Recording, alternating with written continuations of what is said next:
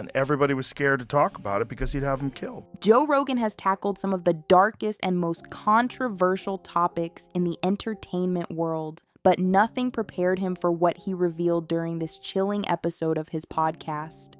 With the lights dimmed and his usual fiery tone replaced by quiet disbelief, Joe opened a folder that he claimed changed the way he sees the industry forever. Inside were files, quotes, schedules, and reports that painted a disturbing picture of what really happened to Justin Bieber when he was just 15 years old, and how Diddy played a central role in it all. So check this out, yo.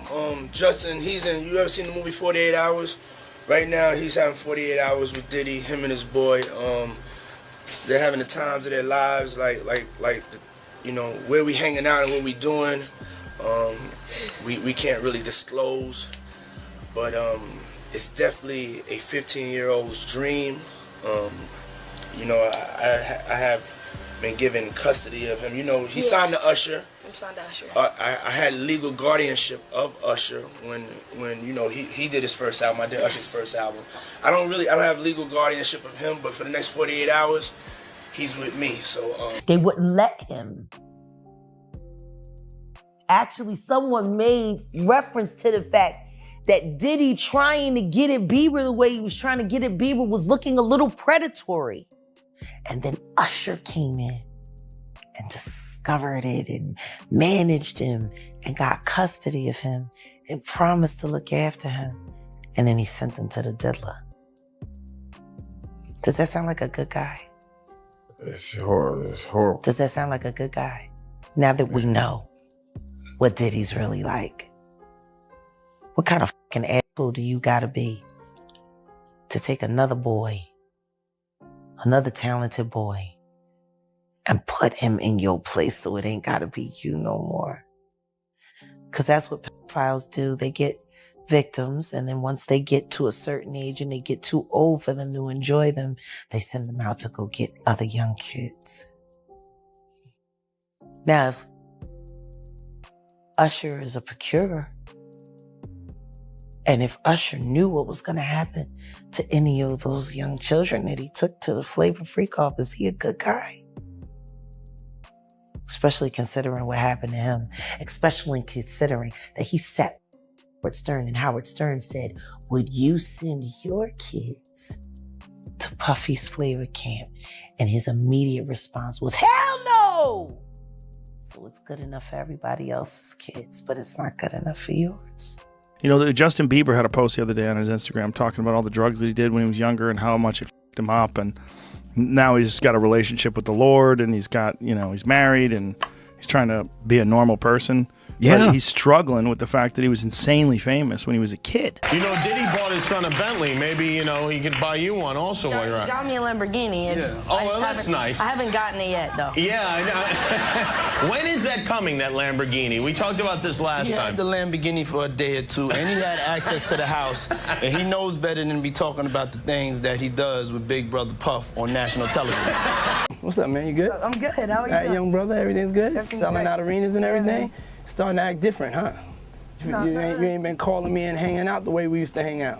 Well, you try to get in contact with me, through all my, partners and whatnot. Mm-hmm. But you never really got my number, so. Right, okay. My number? Yeah. I'm gonna tell you my number. Yeah. It's 5. Joe started by pulling up a resurfaced clip of Diddy speaking about Justin years ago. In the footage, Diddy can be seen laughing and saying he spent 48 hours with a young Justin, calling it a dream come true for a teenager.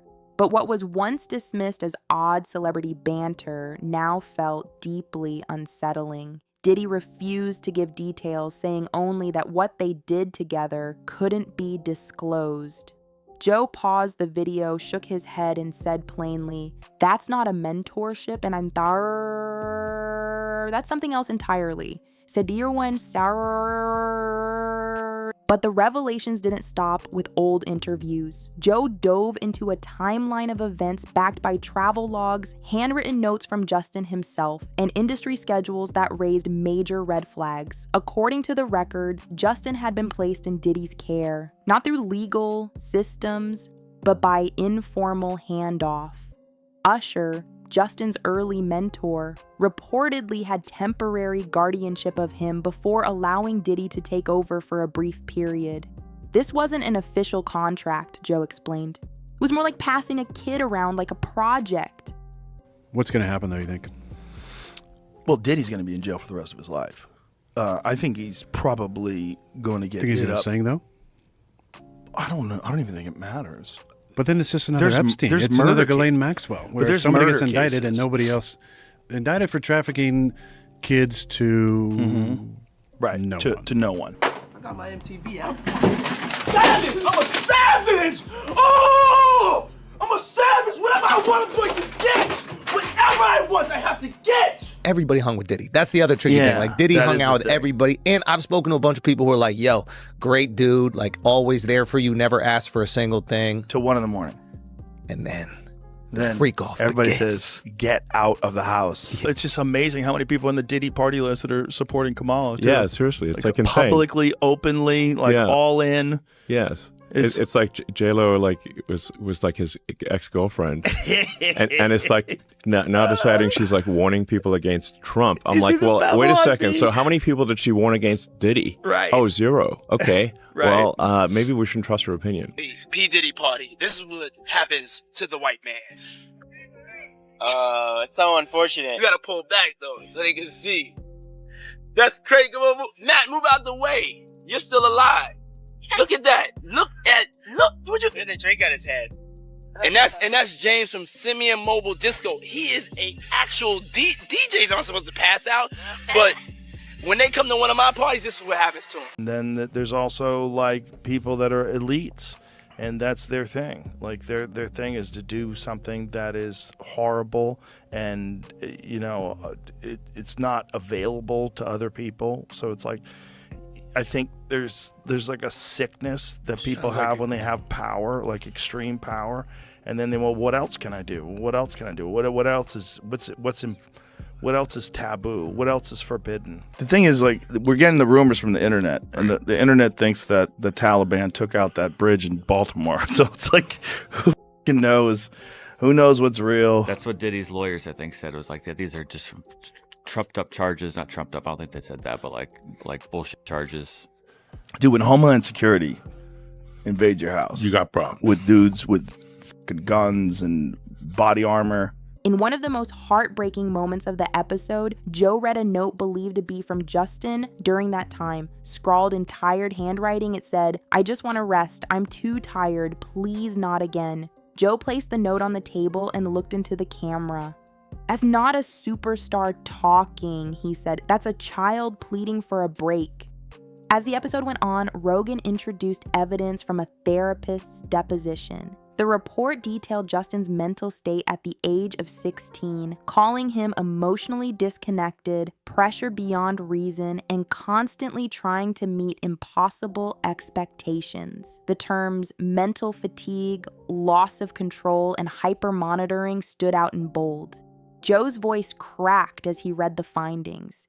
This isn't how a kid is supposed to grow up.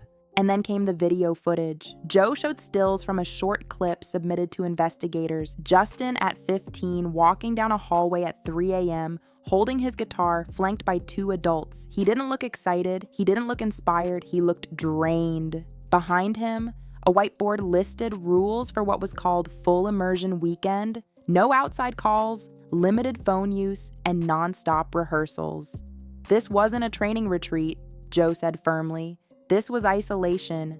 What shocked listeners even more were the contract details Rogan uncovered. Somehow Diddy had been granted control over certain parts of Justin's schedule and accommodations, yet no official documentation approving such access existed under standard industry rules for minors. That's a failure, Joe said, a massive, terrifying failure in oversight. As Rogan laid out these pieces of evidence, the fallout began. By the end of the stream, at least 3 companies had announced they were reevaluating their partnerships with Diddy. One popular retailer paused a collaborative product launch. A streaming service began reviewing past content featuring him. The response was swift and loud.